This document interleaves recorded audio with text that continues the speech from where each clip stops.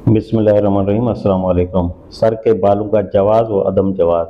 सवाल: आपने बाज़ इस्तफ़सारात के जवाब में फरमाया है कि अंग्रेज़ी तर्ज के बालों को सर चढ़ाना आप पसंद नहीं करते क्योंकि ये गैर मुस्लिम अक़वाम की वजह है।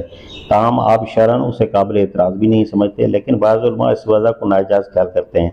आप अगर तर्जुमा कुरान में अपनी तहक़ीक़ वज़ाहत कर दें तो दूसरे लोग भी मुस्तफ़ीद हो सकेंगे। जवाब: सर के बालों के मुतल्लिक़ शरीयत का हुक्म इसके सिवा कुछ नहीं है कि हदीस में क़ज़ा की ममानत वारद हुई है।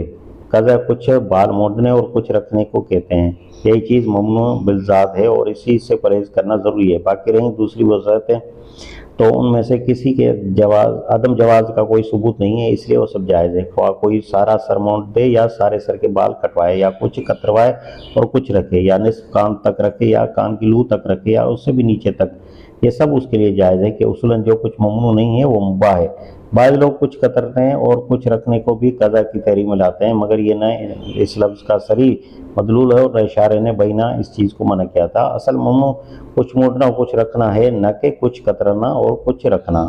अगर एक शख्स एक को दूसरे पर क़यास करके ममनू समझे तो अपने क़यास पर उसे खुद ही अमल करना चाहिए या फिर उस शख्स को जो उसके क़यास की सेहत का कायल हो।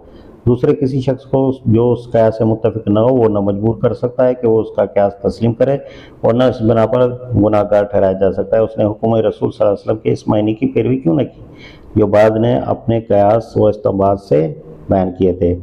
बाज़ लोग इस नौइयत के बालों को तशब्बह की तहरीफ में लाते हैं, मगर वो इस बात को भूल जाते हैं कि तशब्बह जिसे शायर ने मना फरमाया है सिर्फ इस सूरत में होता है कि जबकि एक शख्स बहैसियत मजमू अपनी वज़ह कतः काफिरों के मानंद बनाए।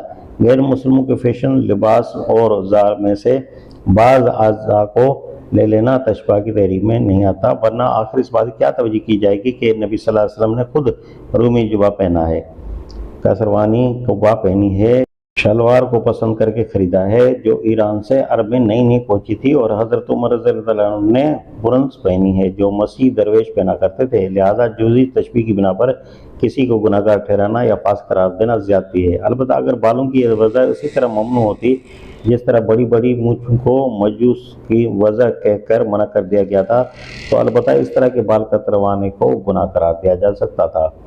यहाँ मैं ये तस्रीह कर देना चाहता हूँ कि मैं उसूलन इस बात का कायल हूँ और उस उसूल पर मुझे शिद्दत के साथ इसरार है कि आदमी सिर्फ हुक्म मनसूस की खिलाफ वर्जी से ही गुनाहगार करार पा सकता है। क़यास व इस्तिंबात से निकाले हुए अहकाम की खिलाफ वर्जी किसी को गुनाहगार नहीं बनाती बजज़ उस शख्स के जो इस क़यास व इस्तिंबात का कायल हो।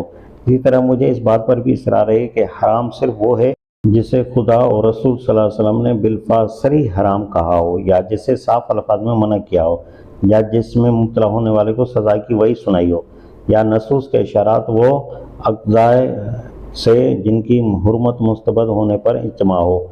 रहीं वो चीज़ें जो क़यास व इज्तिहाद से हराम ठहराई गई हों और जिनमें दलाइल शरिया की बिना पर दो या दो से ज़्यादा अक़वाल की गुंजाइश हो, तो मुतलक़न हराम नहीं है बल्कि सिर्फ उस शख्स के लिए हराम है जो इस क़यास व इज्तिहाद को तस्लीम करे।